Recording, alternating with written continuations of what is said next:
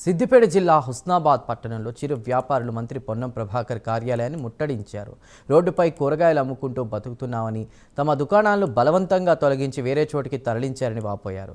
తరలించిన చోట తమకు కనీస సౌకర్యాలు లేవని, అక్కడ కూరగాయలు కొనడానికి ఎవరూ రారని ఆవేదన వ్యక్తం చేస్తున్నారు. మహిళల సమస్యలపై స్పందించిన మంత్రి పొన్నం వారి వద్దకు వచ్చి సమస్యలు అడిగి తెలుసుకున్నారు. అనంతరం వారికి సర్ది చెప్పారు.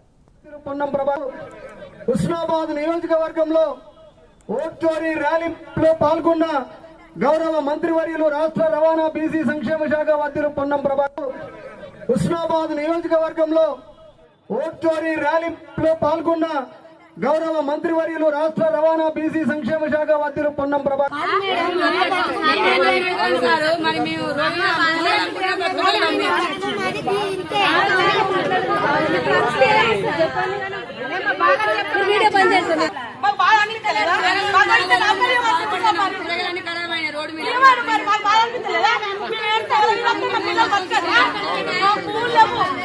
ఏదో ఒకరు మనం నిర్ణయం చేస్తుంది వచ్చేదాకా ఇన్న ఉన్నాం. లేకపోతే సార్ ఎక్కడ లేకపోతే మరి ఏం చేయమంటాడు, లేకపోతే సార్ దగ్గర ఏమైనా పని చేయాలని చేద్దాం అంతే. మనం మేము బతకడానికి బతుకుతాను. మా పిల్లలు ఎట్లా కావాలి, మేము ఎట్లా కావాలి.